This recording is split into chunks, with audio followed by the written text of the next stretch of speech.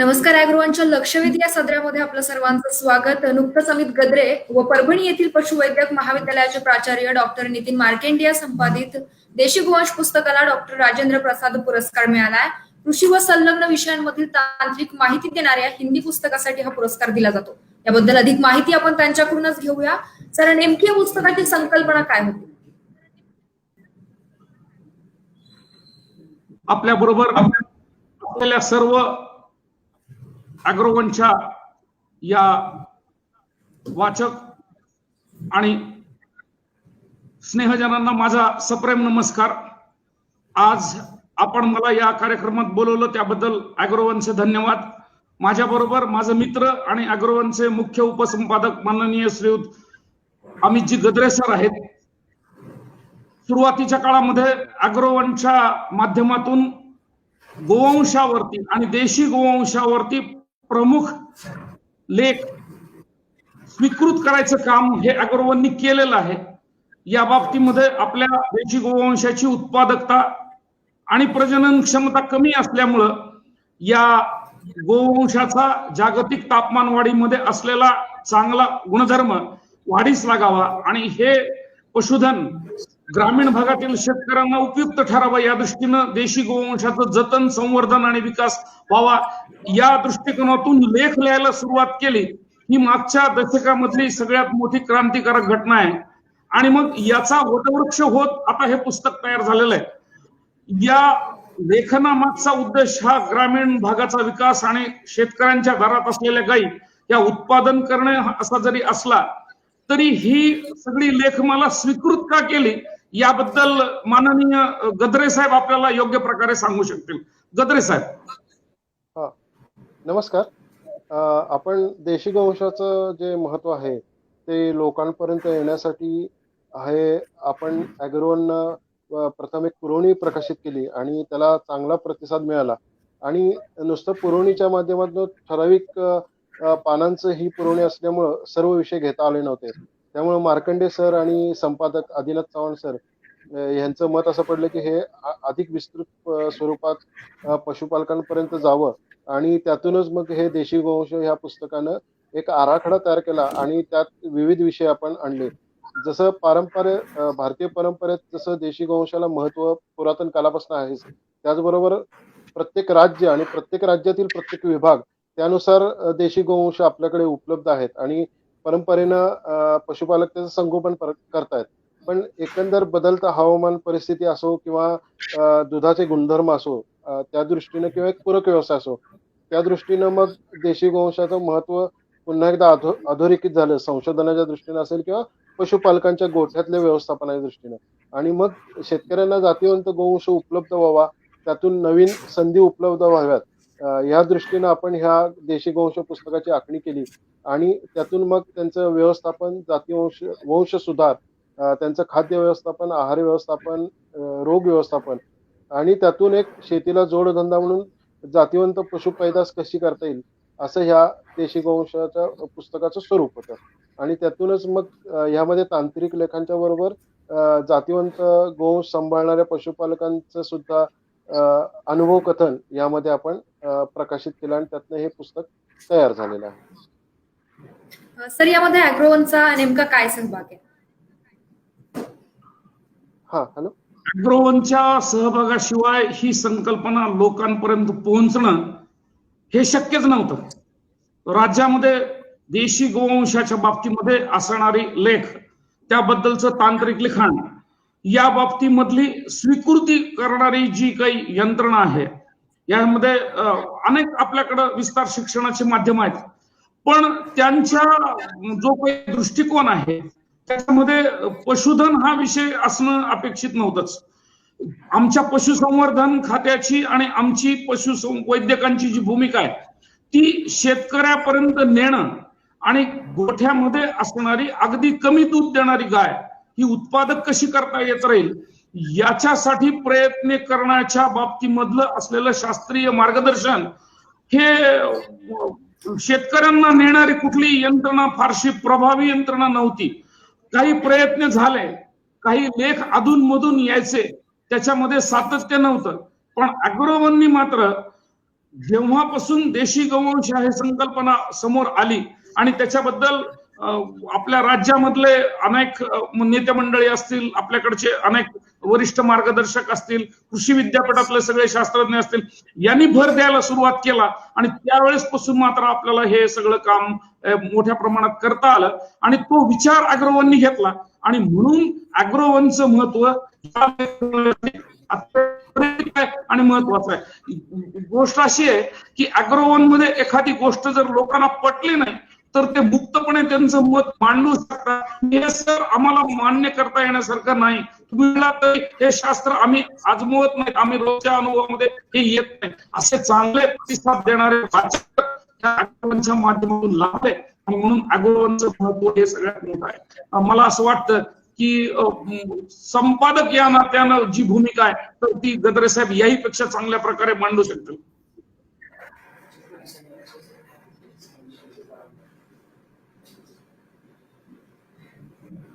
गद्रे साहेब बोला.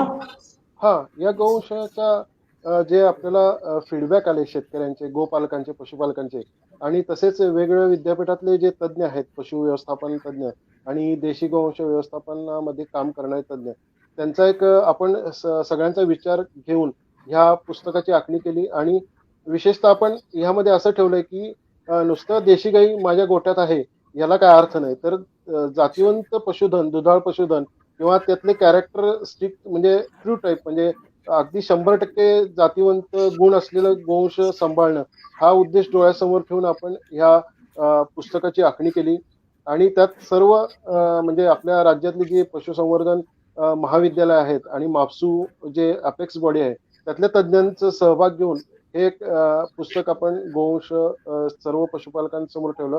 याचा मेन उद्देश म्हणजे की येत्या काळात आतापर्यंत दुर्लक्षित असलेलं जे गोवंश आहे आपला तो सगळ्यांच्या समोर आणणं, कारण ब्राझील किंवा इतर देशातले तज्ज्ञ सुद्धा आता आपल्या भारतीय गोवंशाकडे काटक गोवंश किंवा रोगप्रतिकार शक्ती चांगली असणारा गोवंश आणि दुधाचं त्याचे गुणधर्म वेगळे प्रमाणे आणि सामान्य पशुपालकाला देखील हा गोवंश चांगल्या रीतीने सांभाळता येईल, शेती कामाला उपयोगी येईल आणि चांगल्या कालवडी सुद्धा तयार करून त्या इतर एक पूरक उद्योग तयार होईल आणि इतर पूरक म्हणजे दूध प्रक्रिया असेल किंवा इतर गोमूत्र असेल, शेण असेल, ह्यापासून सुद्धा विविध उत्पादनं विकसित होतील आणि झालेली आहेत.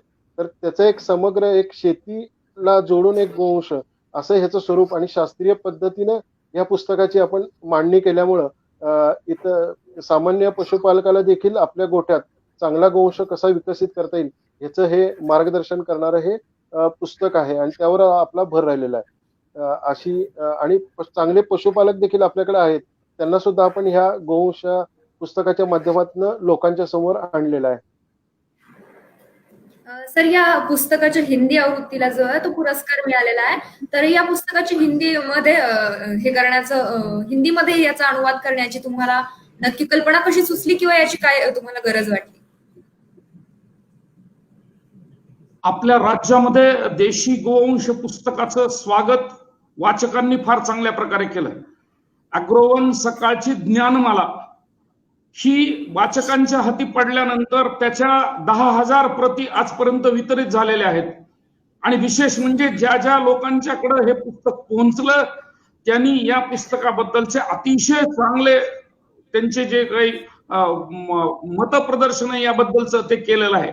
ज्या गोष्टींची कमतरता आहे त्याची जाणीव सुद्धा करून देण्याचं काम लोकांनी केलेलं आहे, वाचकांनी केलेलं आहे.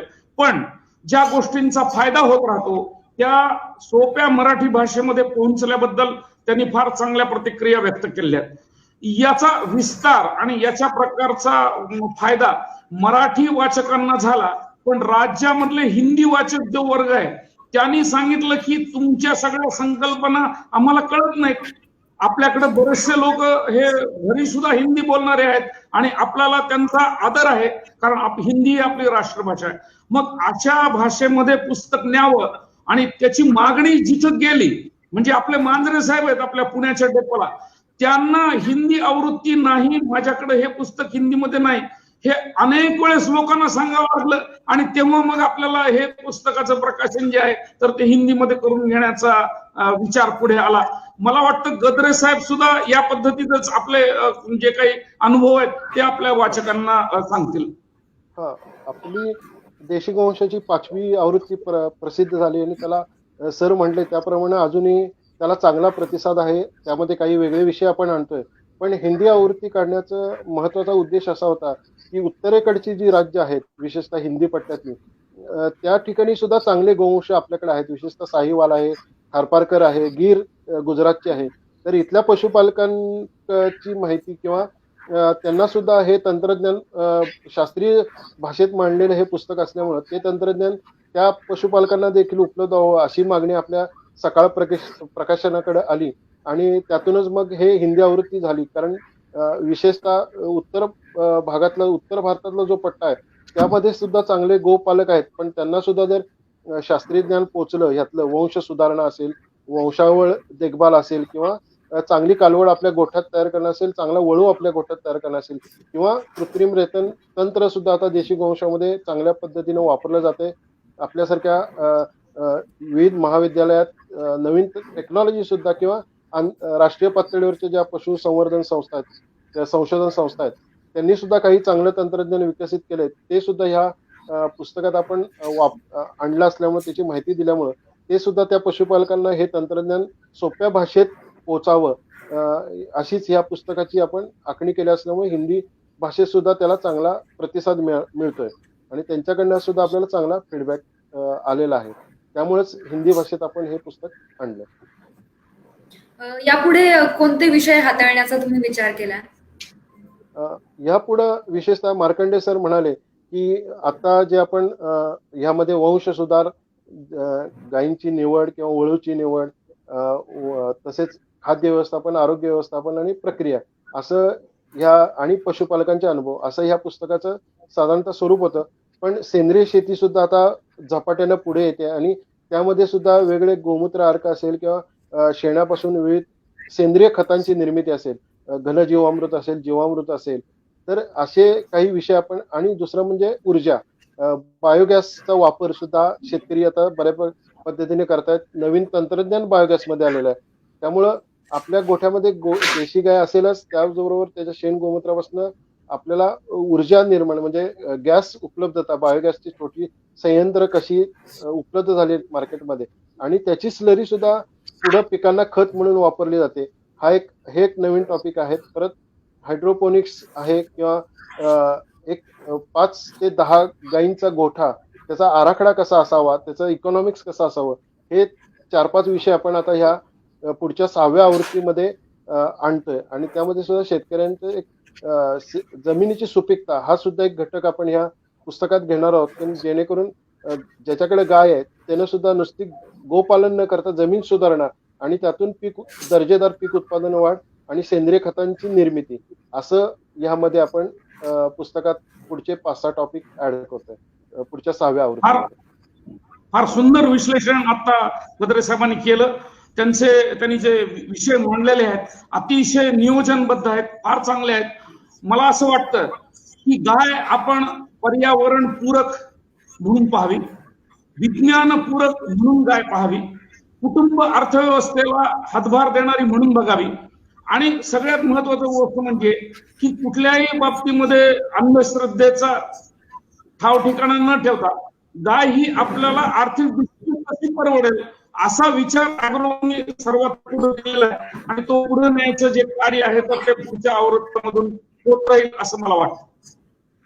सर म्हणतात ते बरोबर आहे. त्यामध्ये आपण गाय हा केंद्रबिंदू मानून जमीन सुपीकता, त्या पशुपालकाचं आरोग्य, शेतीचं आरोग्य, पीक उत्पादन वाढ, सेंद्रिय खत निर्मिती, गोमूत्र शेणखताचा पूरक उद्योगासाठी वापर आणि बायोगॅस पासून ऊर्जा, म्हणजे स्वयंपूर्ण ते शेतीचं मॉडेल त्या एका गायीच्या भोवती असावं, आणि त्यातूनच त्याचं शेती विकास होईल, आरोग्य विकास होईल, आणि त्याला आर्थिक विकास होईल आणि ऊर्जा बचत, असे 5-6 पॅरामीटर्स आपण त्या गायीभोवती केंद्रबिंदू मानून आपण तो पशुपालक स्वयंपूर्ण कसा होत जाईल पुढे पुढे, असंच ह्याचं स्वरूप आपण ठेवणार आहोत या पुढच्या काही भागांमध्ये. धन्यवाद सर, आपण दोघांनी दिलेल्या माहितीसाठी आणि पुढील वाटचालीसाठी तुम्हाला खूप खूप शुभेच्छा. धन्यवाद. आज इथेच थांबूयात, पुन्हा भेटूयात धन्यवाद. एका. या Yes, sir. एक महत्वाची गोष्ट वाचकांसाठी आपल्याला सांगणं गरजेचं आहे Yes. की केंद्र शासनानं या पुस्तकाला दिलेला जो पुरस्कार आहे, तर तो पुरस्कार कुठल्या आधारावर दिला याची माहिती एकदा सर्व आपल्या वाचकांना होणं गरजेचं आहे. म्हणून तेवढा एक दोन गोष्टी मी आपल्याला उद्धृत करू इच्छितो. पहिली गोष्ट अशी की आपली जी संस्कृती आहे त्याच्यामध्ये एकमेका लोटांगणी जाती असं आहे. गाय दिसली की पाया पडा, गाय दिसली की तिला देव म्हणा, असा आपला विचार आहे. आणि ही भगवंत चरणी आणि भगवंत ठाई असलेली गाय धार्मिक आध्यात्मिक दृष्ट्या पाहण्यापेक्षा सध्याच्या विज्ञान युगामध्ये वैज्ञानाच्या दृष्टीनं बघणं गरजेचं आहे. याच दृष्टीनं पुस्तकासाठी प्रस्तावना देणारे पद्मश्री डॉक्टर विजय भटकर सरांनी आपल्याला सांगितलंय की प्रदूषण कमी करण्यासाठी, पर्यावरणासाठी पूरक असणारी आणि महत्वाची गोष्ट म्हणजे विज्ञानाच्या दृष्टीनं चांगले असणारे, उपयुक्तता असणारी ही गाय आता IIT मध्ये अभ्यास केले जाते. म्हणून या विषयाचा अभ्यास तुम्ही मोठ्या प्रमाणात करणं गरजेचं आहे. दुसरी महत्वाची गोष्ट अशी की या सगळ्या पुस्तकामध्ये वैज्ञानिक दृष्टिकोन मोठ्या प्रमाणात आहे, शासनाच्या भूमिका त्याच्यामध्ये आहे. म्हणून याचं महत्व आहे. निश्चितच या सगळ्या ज्या सकारात्मक बाबी आहेत त्याच्या दृष्टिकोनातूनच